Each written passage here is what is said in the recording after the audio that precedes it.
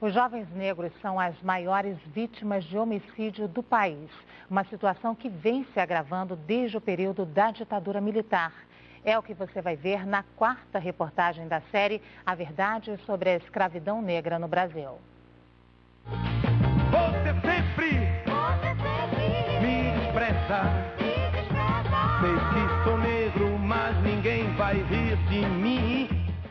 O Brasil da década de 60 já conhecia uma lei de combate à discriminação racial, a Lei Afonso Arinos, de 1951. Uma lei para inglês ver. Na prática, a tensão racial crescia.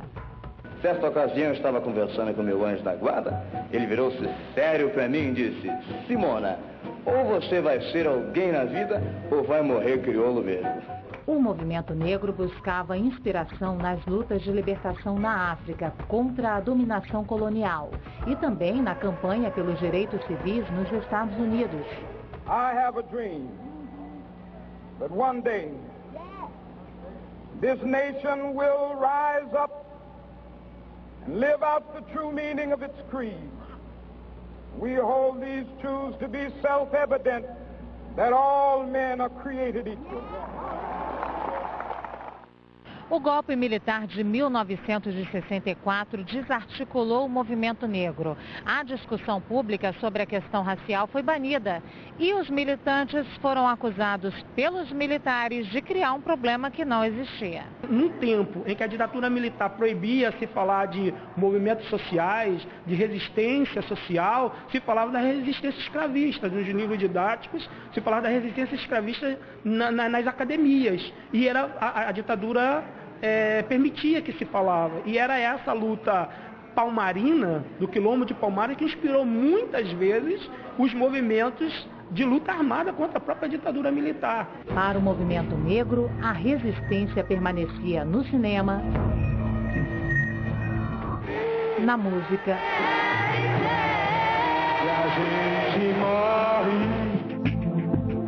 na cultura black.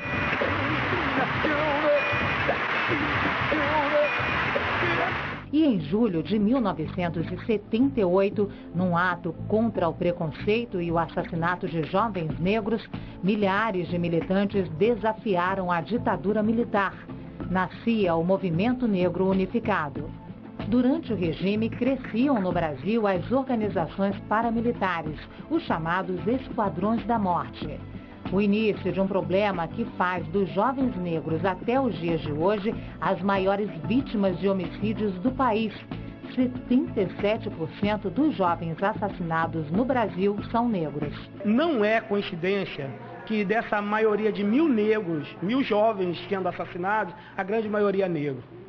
Não é coincidência que um policial militar escolhe um rapaz negro dentro de um carro similar. Não é coincidência que a polícia militar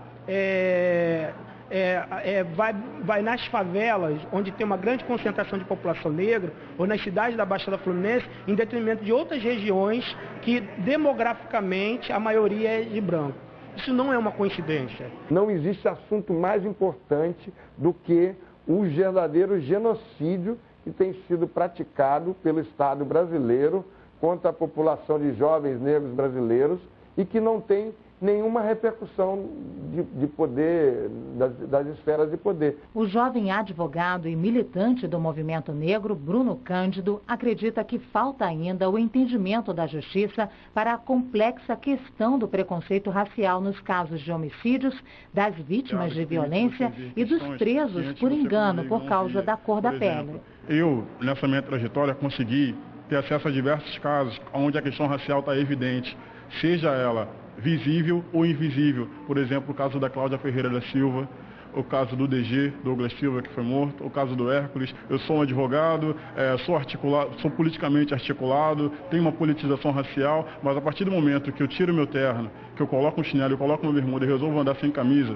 seja no meu bairro, ou seja até no bairro da Zona Sul, onde eu tenho até mais medo de andar, eu sou tão vítima quanto qualquer um dos jovens negros que eu advogo, que eu acompanho ou que são meus amigos. Essa é a realidade.